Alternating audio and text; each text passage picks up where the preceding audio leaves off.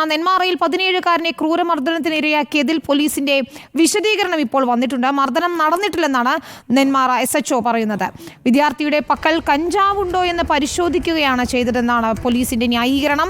നേരത്തെ പ്രദേശത്തെ 7 കുട്ടികൾ പിടിയിലായിരുന്നുവെന്നും പോലീസ് പറയുന്നു.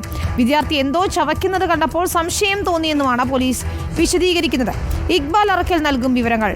ഇക്ബാൽ, ഇപ്പോൾ പോലീസ് വിശദീകരിക്കുക എന്ന് നമുക്ക് പറഞ്ഞുകൂടാ, ന്യായീകരിക്കുകയാണ്. പക്ഷേ ആ കുട്ടിയുടെ തല അതിൽ ഇടിപ്പിക്കുന്നത് ദൃശ്യങ്ങളിൽ നമുക്ക് വ്യക്തവുമാണ്.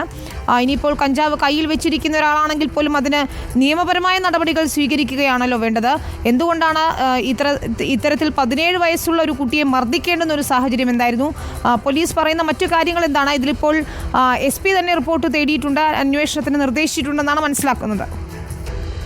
വിനീത, ഇന്ന് രാവിലെ 10 മണിയോട് കൂടിയാണ് ഇത്തരത്തിലൊരു സംഭവം പാലക്കാട് നെന്മാറയിൽ വെച്ച് നടക്കുന്നത്. സുഹൃത്തിന്റെ കടയിലേക്ക് വാഹനത്തിന് ഫോഗ് ലാമ്പ് വാങ്ങാൻ വേണ്ടി എത്തിയതായിരുന്നു ഈ 17 വയസ്സുകാരൻ. ഈ സമയത്താണ് അവിടേക്ക് നെന്മാറ പോലീസ് സ്റ്റേഷനിലെ 4 ഉദ്യോഗസ്ഥർ അടങ്ങുന്ന ഒരു വാഹനം അവിടേക്ക് എത്തുന്നത്. ഈ വാഹനത്തിൽ ഉണ്ടായിരുന്ന ഉദ്യോഗസ്ഥർ ഈ വിദ്യാർത്ഥിയെ അടുത്തേക്ക് വിളിച്ചു വരുത്തുകയും പിന്നീട് തലമുടി പിടിച്ച് വാഹനത്തിന് ഉള്ളിലേക്ക് കയറ്റി കുട്ടിയെ മർദ്ദിച്ചു എന്നാണ് ഈ വിദ്യാർത്ഥി പറയുന്നത്.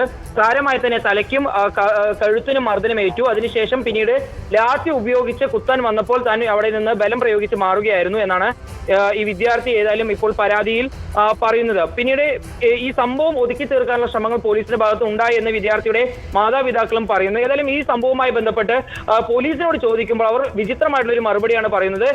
കഴിഞ്ഞ ഒരാഴ്ച മുമ്പ് ഈ നെന്മാറ നഗരത്തിൽ വെച്ച് 7ഓളം വിദ്യാർത്ഥികളെ ഈ കഞ്ചാവ് കേസിൽ പിടിച്ചിരുന്നു.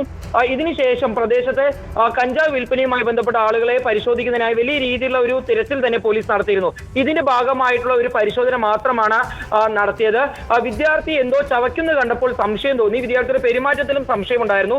ഇതുകൊണ്ട് വിദ്യാർത്ഥിയെ അടുത്തേക്ക് വിളിച്ച് ചോദ്യം ചെയ്തു. പക്ഷേ തങ്ങളുടെ ഭാഗത്ത് നിന്ന് യാതൊരു രീതിയിലുള്ള മർദ്ദനവും ഉണ്ടായിട്ടില്ല. മർദ്ദിച്ചു എന്ന രീതിയിലുള്ള വാർത്തകളെല്ലാം തെറ്റാണെന്ന രീതിയിലുള്ള ഒരു വിവരമാണ് പോലീസ് ഉദ്യോഗസ്ഥർ പറയുന്നത്. പക്ഷേ വിദ്യാർത്ഥിയും വിദ്യാർത്ഥിയുടെ മാതാപിതാക്കളും ഈ സംഭവം പൂർണ്ണമായി തള്ളുകയാണ്. വിദ്യാർത്ഥിയുടെ കഴുത്തിലും മുഖത്തിലും ഈ മർദ്ദനമേറ്റതിന്റെ പാടുകൾ ഉണ്ട് എന്നാണ് മാതാപിതാക്കൾ ഉൾപ്പെടെ പറയുന്നത്. നമുക്ക് ആ ദൃശ്യങ്ങളിൽ CCTV ദൃശ്യങ്ങളിൽ വ്യക്തമാണ്. ഒരു പോലീസ് ജീപ്പ് അവിടെ വന്ന് നിൽക്കുന്നു. അവിടെ നിന്നൊരു വിദ്യാർത്ഥിയെ അടുത്തേക്ക് വിളിക്കുന്നു. ആ തല ഉൾപ്പെടെ അകത്തേക്ക് വലിച്ച് ഇങ്ങോട്ട് മാറ്റുകയാണ് വിദ്യാർത്ഥിയെ. അതിനുശേഷമാണ് ഇത്തരത്തിൽ മർദ്ദിച്ചത്. ഈ കുട്ടി അതിനുശേഷം നേരത്തെ നമ്മോട് സംസാരിച്ചപ്പോൾ പറഞ്ഞത് പിന്നെ ഒരു തലയ്ക്കൊരു മന്ദപ്പ് അനുഭവപ്പെടുന്ന രീതിയിലായിരുന്നു എന്നാണ്. ആ ദൃശ്യങ്ങളിലും കാണാം, വേച്ചാണ് നടന്നു പോകുന്നത്. അപ്പോൾ ഈ ന്യായീകരണം തൃപ്തികരമാണോ പോലീസിന്റെ ഭാഗത്തു നിന്നുള്ളത്? വിനീത, ഒരു പക്ഷേ ഈ CCTV ദൃശ്യങ്ങൾ പുറത്തു വന്നില്ലായിരുന്നു എങ്കിൽ പോലീസിന്റെ ഭാഗത്തായിരിക്കും കൂടുതൽ ശരിയെന്ന രീതിയിലേക്കാണ് കാര്യങ്ങൾ പോയിരുന്നത്. പക്ഷേ CCTV ദൃശ്യങ്ങൾ പരിശോധിച്ചാൽ കൃത്യമായി തന്നെ മനസ്സിലാക്കാൻ സാധിക്കും. ഈ വിദ്യാർത്ഥിയെ ബലമായി ഈ വാഹനത്തിന്റെ ഉള്ളിലേക്ക് പിടിച്ച് വലിക്കുന്നു. ഇതിനുശേഷം ബലം ഉപയോഗിച്ച് വിദ്യാർത്ഥി എന്തോ ചെയ്യുന്നതും കൃത്യമായി തന്നെ ആ CCTV ദൃശ്യങ്ങളിൽ കാണാം.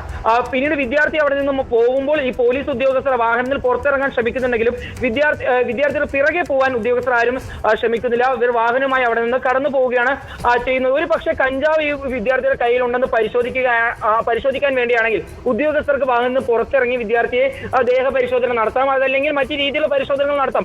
ഒരിക്കലും വാഹനത്തിന് ഉള്ളിലേക്ക് വിദ്യാർത്ഥിയെ വലിച്ചു നീട്ടി പരിശോധിക്കാൻ ഒരു കാര്യവും വരുന്നില്ല. മാത്രമല്ല ഇക്ബാൽ പറഞ്ഞതുപോലെ ദൃശ്യങ്ങൾ പുറത്തു വന്നില്ലായിരുന്നുവെങ്കിൽ ഒരുപക്ഷെ സത്യം ആരും അറിയില്ല. ആ ദൃശ്യങ്ങൾ സൂക്ഷ്മമായി പരിശോധിച്ചാൽ നമുക്ക് മനസ്സിലാകും. ആ വിദ്യാർത്ഥിയുടെ തല അവിടെ ഇടിപ്പിക്കുന്നത് ആ ദൃശ്യങ്ങളിൽ തന്നെ അത് വ്യക്തമാണ്. അത് ശരീരം ഇളകുന്നത് കണ്ടാൽ നമുക്ക് മനസ്സിലാകും. ഇനിയിപ്പോൾ പരിശോധന നടത്തുകയാണെങ്കിൽ അവർക്ക് വാഹനത്തിന് പുറത്തിറങ്ങിയൊക്കെയാണ് ദേഹപരിശോധന നടത്തേണ്ടത്. അതിന് കൃത്യമായ പ്രോട്ടോകോൾ ഉൾപ്പെടെ ഉണ്ടല്ലോ. പിന്നീട് വിദ്യാർത്ഥി പറയുന്നത് തന്റെ പേര് പോലും ചോദിച്ചിട്ടില്ല. കഴുത്തിലും അതുപോലെ തന്നെ മുഖത്തും മർദ്ദനമേറ്റതിന് ശേഷമാണ് വിദ്യാർത്ഥി ചോദിക്കുന്നത് എന്തിനാണ് തന്നെ മർദ്ദിക്കുന്ന കാര്യം. അപ്പോൾ ലാത്തി ഉപയോഗിച്ച് വിദ്യാർത്ഥിയെ മർദ്ദിക്കാനായിരുന്നു ഉദ്യോഗസ്ഥർ ശ്രമം ഉണ്ടായത്. പക്ഷെ അപ്പോഴും ഈ പോക്കറ്റ് പരിശോധിച്ചു എന്നെല്ലാം ഉദ്യോഗസ്ഥർ പറയുമ്പോഴും വിദ്യാർത്ഥി പൂർണ്ണമായി അത് തള്ളുകയാണ്. തന്റെ ദേഹത്ത് എവിടെയും ഉദ്യോഗസ്ഥർ പരിശോധന നടത്തിയിട്ടില്ല. തന്റെ തലമുടി വലിച്ച് വാഹനത്തിന് ഉള്ളിലേക്ക് നീട്ടി ഇതിനുശേഷം പിന്നീട് നേരിട്ട് മർദ്ദിക്കുകയായിരുന്നു. തന്നോട് ഒന്നും തന്നെ ചോദിച്ചില്ല, തന്റെ പേര് പോലും ചോദിച്ചില്ല എന്ന് വിദ്യാർത്ഥി ആവർത്തിച്ച് പറയുന്നു. ആ CCTV ദൃശ്യങ്ങളിൽ തന്നെ നമുക്ക് വ്യക്തമായി തന്നെ കാണാം. ബലം ഉപയോഗിച്ച് വിദ്യാർത്ഥിയെ തല ആ വാഹനത്തിന് ഉള്ളിലേക്ക് വലിച്ചു നീട്ടുന്നതിന്റെ ദൃശ്യങ്ങൾ കൃത്യമായി തന്നെ ആ CCTV ദൃശ്യങ്ങളിലുണ്ട്.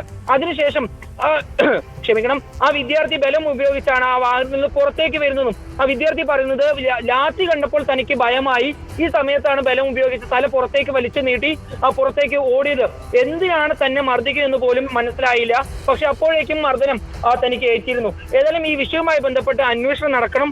ഈ വിദ്യാർത്ഥിയെ മർദ്ദിച്ച ഉദ്യോഗസ്ഥൻ ആരാണ്, ആ ഉദ്യോഗസ്ഥനെ കണ്ടുപിടിച്ച് അയാൾക്കെതിരെ കൃത്യമായി നടപടി വേണമെന്നാണ് വിദ്യാർത്ഥിയുടെ മാതാപിതാക്കളും അതുപോലെ തന്നെ നാട്ടുകാരും ഒരുപോലെ ആവശ്യപ്പെടുന്നത്. കഴിഞ്ഞ ആഴ്ചയാണ് ഇതുപോലെയുള്ള ഒരു സമാന സാഹചര്യം പാലക്കാട് പട്ടാമ്പിയിൽ കാരക്കാടും ഉണ്ടായത്. അവിടെ വാഹന പരിശോധനയ്ക്കിടയിലായിരുന്നു ഒരു വിദ്യാർത്ഥിയെ, ഒരു വീടിനകത്ത് നിൽക്കുകയായിരുന്ന വിദ്യാർത്ഥിയെ പോലീസ് ഉദ്യോഗസ്ഥൻ മർദ്ദിക്കുന്ന സാഹചര്യം ഉണ്ടായത്. പിന്നീട് ആ ഉദ്യോഗസ്ഥനെ ഉന്നത ഉദ്യോഗസ്ഥർ ചേർന്ന് സസ്പെൻഡ് ചെയ്യുന്ന ഒരു തീരുമാനവും പിന്നീട് ഉണ്ടായി. ഏതായാലും തുടർച്ചയായി പോലീസിന്റെ ഭാഗത്ത് നിന്ന് ഇത്തരം ക്രൂര നടപടികൾ ഉണ്ടാകുന്നു എന്ന രീതിയിലുള്ള വാർത്തകളാണ് പുറത്തു വരുന്നത്. നെന്മാറയിലാണ് ഇന്ന് ഇത്തരത്തിലൊരു സമാന സാഹചര്യത്തിലുള്ള ഒരു സംഭവം അരങ്ങേറിയിട്ടുള്ളത്. ഈ ഉദ്യോഗസ്ഥനെതിരെ കൃത്യമായിട്ടുള്ള നടപടി ആവശ്യപ്പെട്ടുകൊണ്ട് മാതാപിതാക്കൾ രംഗത്തെത്തിയിട്ടുണ്ട്. ഏതായാലും ഈ ആവശ്യത്തെ തുടർന്ന് തന്നെയാണ് ഇപ്പോൾ ജില്ലാ പോലീസ് മേധാവിയായിട്ടുള്ള ആർ ആനന്ദും കൃത്യമായ ഒരു അന്വേഷണം നടത്താനുള്ള നിർദ്ദേശം ഉദ്യോഗസ്ഥർക്ക് നൽകിയിട്ടുള്ളത്. ഉടൻ തന്നെ കൃത്യമായിട്ടുള്ള അന്വേഷണം നടക്കും. ഈ ഉദ്യോഗസ്ഥന്റെ ഭാഗത്ത് ഇത്തരത്തിൽ വീഴ്ച പറ്റിയിട്ടുണ്ടോ എന്ന കാര്യം പരിശോധിക്കുമെന്നാണ് ഉദ്യോഗസ്ഥർ അറിയിച്ചിട്ടുള്ളത്. ഉണ്ടെങ്കിൽ കൃത്യമായി തന്നെ ഉദ്യോഗസ്ഥരെതിരെ നടപടി സ്വീകരിക്കുമെന്നും ഉദ്യോഗസ്ഥർ അറിയിച്ചിട്ടുണ്ട്. വിനീത, ശരിയാണ്, നടപടി വേണ്ടുന്ന ഒരു കാര്യം തന്നെയാണ്. ഏതായാലും SP ഇപ്പോൾ അന്വേഷണത്തിന് നിർദ്ദേശം നൽകിയിട്ടുണ്ട്. അതിനുശേഷമായിരിക്കും, റിപ്പോർട്ട് ലഭിച്ച ശേഷമായിരിക്കും തുടർ നടപടികൾ എന്നാണ് മനസ്സിലാക്കാൻ കഴിയുന്നത്.